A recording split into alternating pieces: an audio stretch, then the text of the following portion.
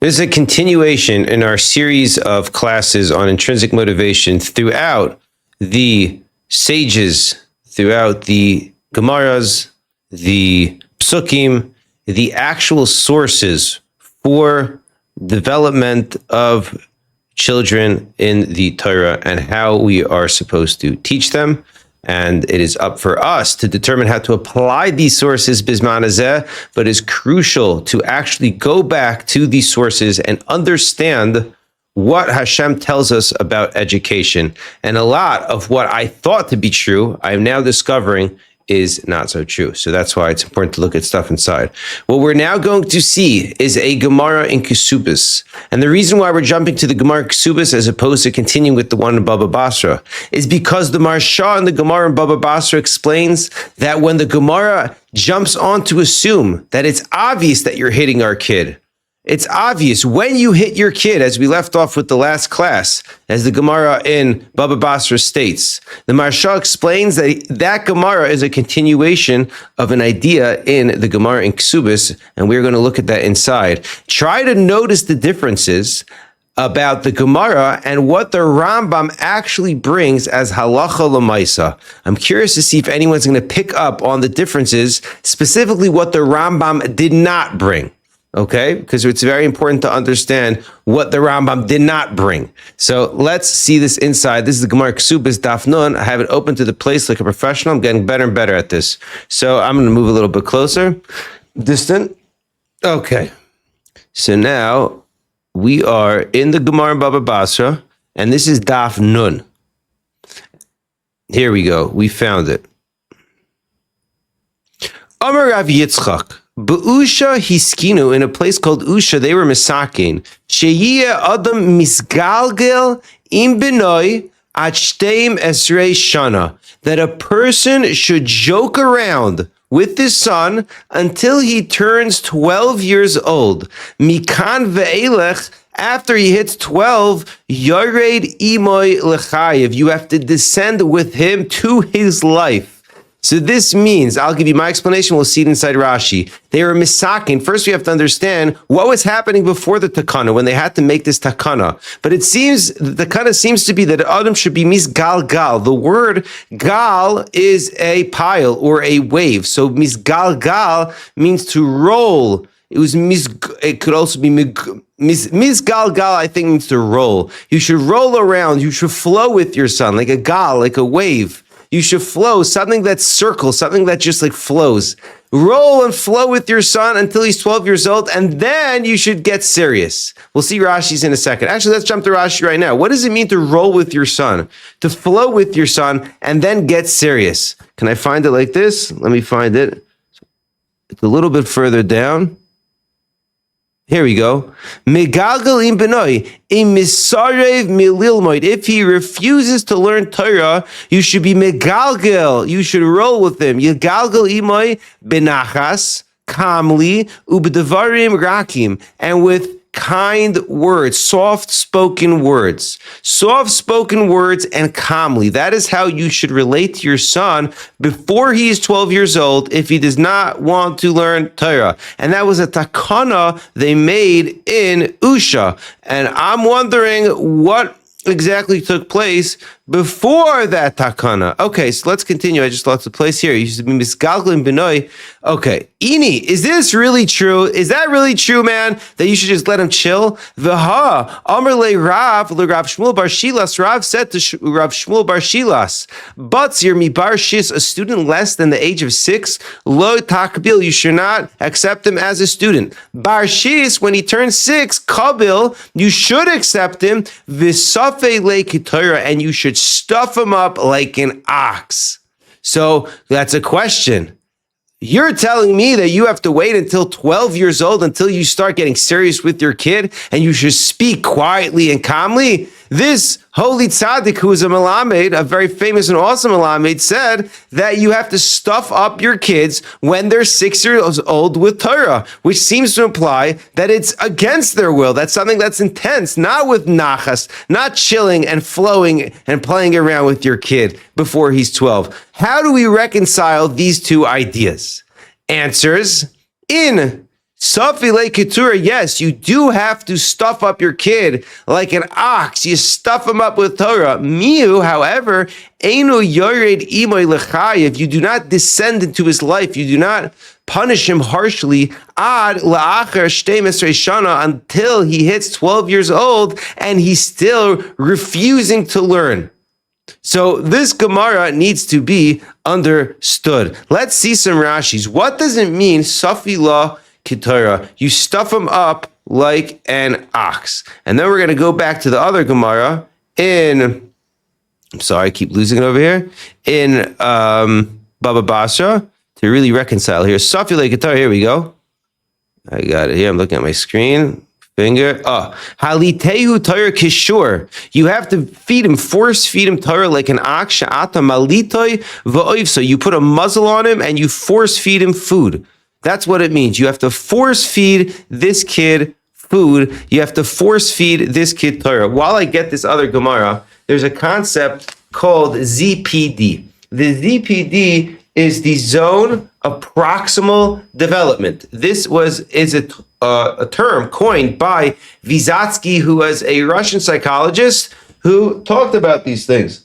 And his definition, I'm just going to find it somewhere over here. His definition of the ZPD is the exact stage where the student is at without anyone helping him. How far can he get? And then you have the stage of getting helped. Somebody's helping him just to push himself a little bit farther, a little bit more, and that is called the zone of proximal development. It's the way I would phrase it is that you have samech adam b'chelko. A person right now is samech. I'm happy with my lot right now. On the other hand, we know that the rabbis teach us kol hascholos kashos. All beginnings are hard. So the way one of my Rebbeim phrased it is that you should always be at a stage of kol hascholos kashos. You always want to have in your ZPD, really this is the definition of the ZPD, the zone of proximal development, of on the one hand, you're happy where I'm holding. I'm happy right now. I'm at a good place. I have some skills, right? Happiness means you're actually good at something. And kids need to be aware of that. They actually have to be good at things. So a lot of times, grades don't cut it, right? They actually have to be good at hands-on skills and life skills and things that are practical and useful day to day. So that's called the ZPD. And when you have an authority figure that's there, they can kind of help him and coach him and push him to the next level. If you have more or less of this coaching and assistance, so it's detrimental. So that is something that he kind of just discovered. Like you could see people who are successful and you could see people who are growing, and then you could see when they get uncomfortable. And we all know this about ourselves. So it's important to understand these Gemaras and how they understand the ZPD when it comes to children. Like we discussed with the Rambam, obviously times have changed and how we apply the concepts from the Gemara are different, but that's why there's Gemara. That's why when the Rambam wrote Mishnah Torah, the Ravid came along and argued in every single halacha, because codifying the Torah is not something that was meant to do. It was not meant to become codified. The Torah was supposed to flow. It was supposed to be in a state of movement. So when it got codified to survive Galus, right? Like the story of the Jewish people. It's all about, like we saw in the Pele Yoetz, choosing the the least of the evil. Actually, we didn't see that part, but he includes in that paragraph, choosing the least of the evil. So with education, we're really choosing the least of the evils. That's what it comes out to, right? This is Olam Haza, and things are tough. So a lot of these things like hitting, we have to contextualize it, but we also have to be able to extract the practical messages from the Gemara itself, and that's very much why we're looking at the Gemara. Otherwise, we could just look at Rambams, right? When you look at the Gemara, you understand the infinite message of the Torah. You don't understand the codified version of the Rambam, right? Because there's a lot of different opinions. Everyone has to acknowledge that the source for the halacha comes from the Gemara, and that's why it's crucial to see the Gemara with the Mefarshim inside before seeing the halacha. So the next step is like this Gemara we saw in Baba Basra. The reason why we first went to the Gemara in Ksubas right now is because of the Marsha that we're going to see in a minute. And he's going to explain here. So we're going to see this Gemara that we kind of brought up the other day. I gave everyone a glimpse. I think we're just going to go over the whole thing at this point, and everyone hold on to your seats. So we're going to learn about the beginnings of schools, and we're going to really understand the ZPD. And let's begin. The Amar Rav Yehuda, Amar Rav Bram, that was his name, Rav Bram. Zacher oisei ha'ish l'tayv. Yeshua ben Gamla Shemoy. This fellow, his name is Yeshua ben Gamla. This is the person who created the school system. That Yeshua ben Gamla created the school system, and if it was not for him, the Torah would have been forgotten from the Jewish people. At the beginning, somebody who had a father, the father would teach his son Torah. Someone who did not have a father would not learn Torah. My Darash, how do we know that the fathers are the ones that are obligated to teach their kids Torah? V'limatem oisam. V'limatem atem. It seems to imply from the pasuk that when it says to teach them to your kids, it doesn't say teach them. It could also be read as atem. You should teach them. You should be the ones teaching Torah, and that's referring to the father teaching their kid. So we're going to come back to this source soon. But I want to go through the whole Gemara so we can really have the basis for where the Rambam was coming from. So the next step in creating schools before Yeshua ben Gamla came along is that there was a need. There was a state of emergency where there was kids that did not have a father to teach them Torah. So Yeshua ben Gamla came along. It wasn't Yeshua ben Gamla. It was Hiskinu. I guess it was the Basin, but it was not him yet. That they would be Meshivim Melamdi Tinoikis B'Yerushalayim. That the teachers of children would be established in Yerushalayim. My Darash, what was the reason for that establishment? Why specifically in Yerushalayim? Ki mitzion teitzei Torah, because from Tzion, from Yerushalayim, does Torah come out.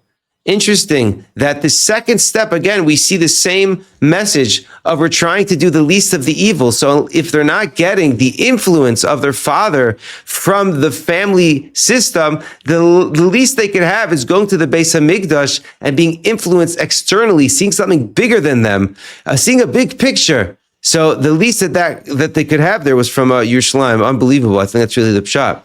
Vadayin, mi sheyesh lo av, it still didn't solve the problem. It's because someone who had a father, hayumalo umalamdoi, the father would have to take him. What about transportation, right? That was the problem with B'nai Nevi'im Academy version 2.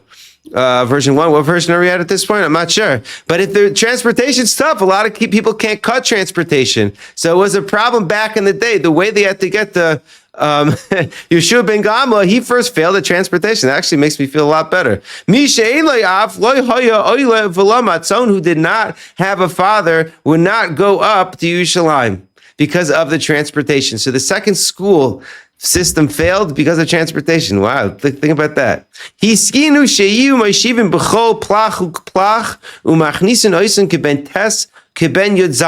they said, okay, let's update the school systems a little bit more. They said that let's put the teachers in every single plach uplach. I think that's less than a medina and bigger than an ear. We saw that city in the Rambam. It's like a big city, a country. I don't know how you would exactly define it. Groups of inhabitants together. Umachnisin oisan, and we would start them in their learning in school at 16 and 17. Okay, let's see how that school model went. Umisha haya rabbi koyes alav, someone whose rabbi got mad at him, mavi boy v'yatza, would kick his rabbi and leave. Asheba. Okay, so that was the problem. They started a high school. The problem was the kids weren't ready for it. They weren't trained at a young age, so they weren't accustomed, I guess, to getting musa or getting forced to do stuff. So you have to understand what exactly turned them off over here. Maybe we'll see Rashi, what was bothering them. It says that the rabbi got mad at them, which is fascinating. So you see, this was a problem back in the day. The rabbi of the kids was getting mad at them, and they would rebel. These were rebellious teenagers. I guess they just tried to pick them off the street, and they were not into it.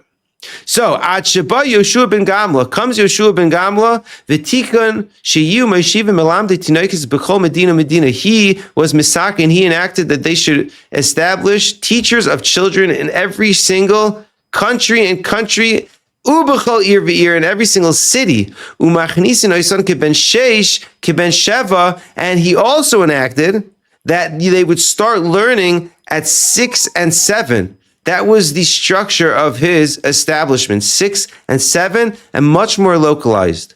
Amar le Rav Shmuel bar Shilas. So Rav says to Rav Shmuel bar Shilas, this is the Gemara that we saw before.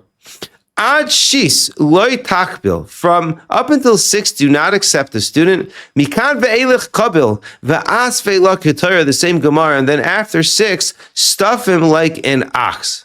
Va'amar le Rav Shmuel bar Shilas, says Rav also to Rav Shmuel bar Shilas, ki machisa liyanuka, when you hit a kid, loy timche ela ba'arksa the mesana, you should only hit him with a shoelace. The kari, one who learns. The loy kari lehevet tzavsa lechavra, and someone who does not decide to learn should stay inside the yeshiva, and you should not kick him out of the yeshiva. So you see the same Gemara. So this Gemara, we're now going to peek into Rashi, and then we're going to just explain a little bit outside. I'm sure everyone's noticing some things now.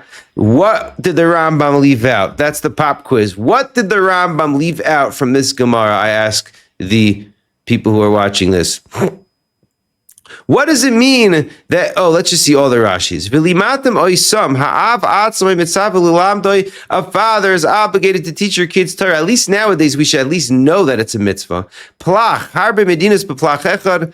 We don't need to translate. Rav Shmuel bar Shilas, Melamed Tinoikis Haya. He wasn't Melamed Tinoikis? Oh, look at that. It's a Gemara in Daf Ches. We're going to have to look that up. V'asfeilei, stuff him like an ox. Hachiluhu v'hashkehu Torah bal karchoi.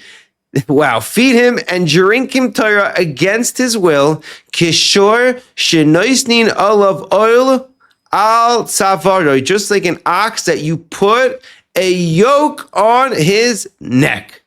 Unbelievable. So va'asfele, stuff him with food, just like the yoke of an ox that you put on his neck. Wow. That sounds pretty uncomfortable, right? Let's see the rest of the Gemaras. So let's see this one. I think we saw this before.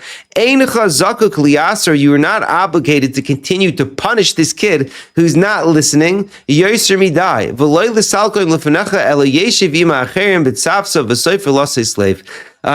this Gemara before, that you're not supposed to kick him out of yeshiva. So now what we're going to do is jump to the Marsha. The Marsha, I believe, lived about 300 years ago. I don't know if it was Krakow. Honestly, I didn't look it up beforehand, but I'd like to know where these tzaddikim are from. So he's in the back of the Gemara, really small, and he explains a lot of the Agadic portions. Oh, it's over here. I'm just going to read this to you. Chaf Aleph. We're going to just jump to Va'asve Lekitara so we can understand the ZPD. That's the word of the day. Ooh, this is a little small. You guys got this? Va'asve Lekitara, stuff him like an ox. Perish Rashi, Kishor La'ol. What we're referring to here is an ox and the yoke of the ox. The Kargov Yoiser Le'einenu, Le'inyanenu. It seems closer to me, Perish Rashi, Beperish Nara, just like Rashi says in the Gemara in Kesubois, like we saw before. Kitura kishur sha'ata malitoy. Over there, Rashi says, I didn't show everyone there, but Rashi does not say the words Baal Karchoi. I believe, if I'm saying this right, Rashi over here, I'm just going to bring it up. Again, people of the book. We don't play games, Chevra. We got to look this up. This is the ZPD in Torah literature. Bam. Let's find this.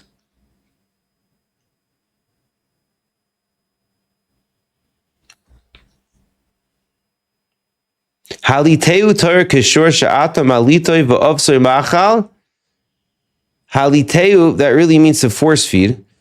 That you force feed him and give him food. And over here, Rashi didn't say that. Rashi said, you feed him bal karcho, against his will. Interesting that the Marsha is picking this up in Rashi. Very interesting. V'nira oid, de ka'amar, de safei lei, what does it mean, de safei lei? Sheyilmoid imoy benachas, says the Maharsha. What does it mean? Stuff him like an ox. You should learn with your son benachas. Kemoy shemachilin hashor biyadayim, just like they feed an ox by hand. V'loy yakenu v'yarenu b'koyach lilmoid. You should not strike him and oppress him with force to learn. Kemoy she'oivsim Gamal, just like they force feed a camel. Umamir and Hagalim, and they force feed calves, little baby cows. Shemachilin oisan balkarcham kidamrina beperek mishihichshich. Like it says in Masechah Shabbos that this is one of the things you cannot do on Shabbos. You can't force feed animals. But these small animals, ashore is something that you feed with your hands. But these small animals, you feed balkarcham. So the Maharsha is saying the shore is something that doesn't need. We're going to see the other Maharsha in Ksubas. It'll become a little more clear. But he's saying that a shore, an ox, is something that you feed by hand, calmly, and you don't force feed them with power. And this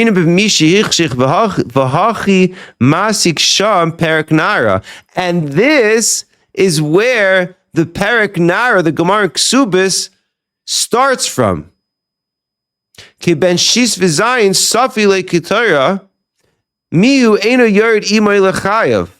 is what the Gemara says over there in Ksubis, that when he's 6 and 7, you stuff him like an ox, but you don't go down to his life. It's interesting that the Gemara over here in Baba Basra did not bring Be'usha Hiskinu, where Usha, they enacted that you should not hit a kid before 12. After this Maharsha, we're going to have to read it back into the words in the Gemara Ksubis to understand the flow, but this is very interesting. That Gemara over there that says that 12 is when you start to beat him up. Before then, that's when you do Safi like Torah. We're going to understand it. What's the ZPD? What happens after 12? Why are you allowed to beat him up then? Just like Rashi says, when he's 12, then you could really start to get serious if he doesn't want to learn. And that's why over here, we start off explaining when you hit a kid, because it was the continuation of the other Gemara that explains that you start to hit them lightly, like an ox, right? You're stuffing them like an ox when they're 6 and 7, which was the maskana, what came out from the Gemara in Ksubas that starts off with Usha. If you didn't follow that, that's okay. But the main point is that you see from this Maharsha that the idea of stuffing him like an ox does not mean that you are forcing him to do it bal karchoi. You're not forcing your kid to do it. You're stuffing like keturah. You're stuffing him like an ox. But now, if he's going to say the Gemara, this is why you have to look at the Gemaras. And this is why it pays to go to yeshiva, because now you have to go back. I have a very important question for everyone.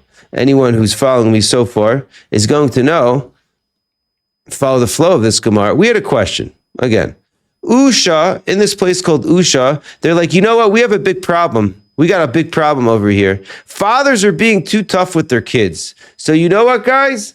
Instead of beating up your kids, wait till they're 12.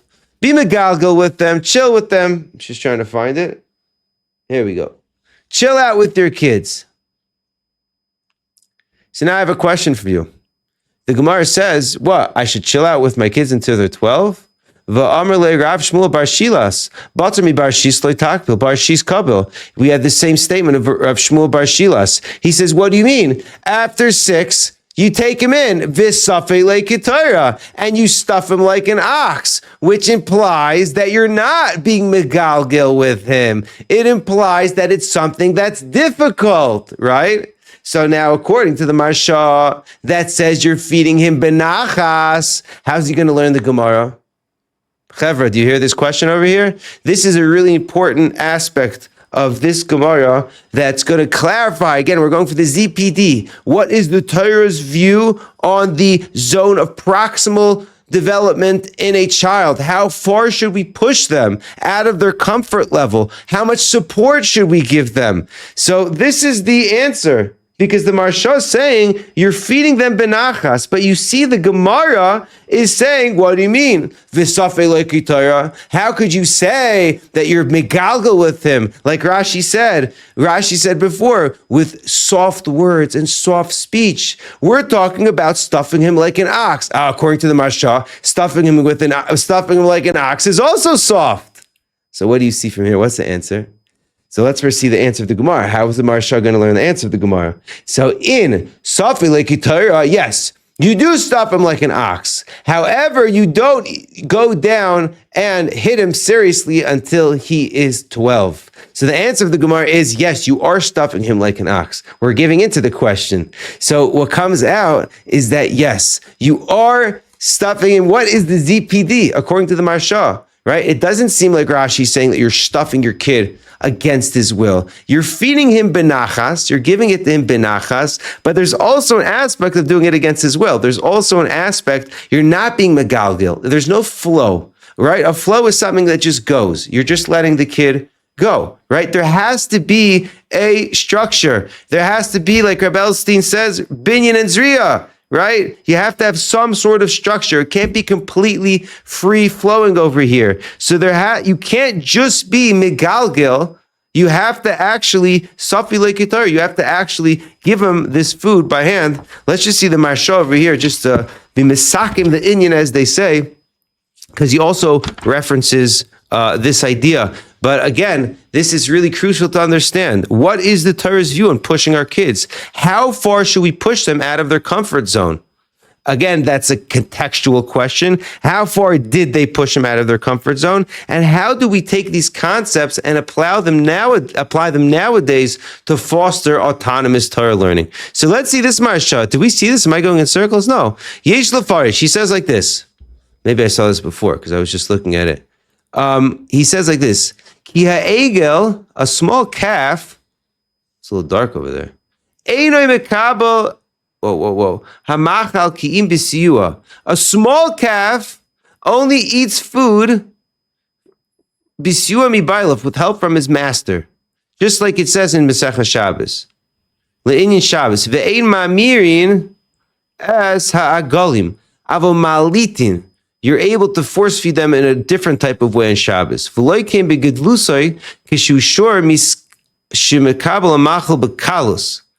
he gets older, it's easier for him to eat. So to a katan, a small kid less than 6, so he has difficulty learning the things they're teaching him, as opposed to when he gets older, so then it's easier for him. When he gets older, it's easier for him to understand it. So the stages of development are comparable to an ox. At first, an ox needs some help because he's not capable to do it himself.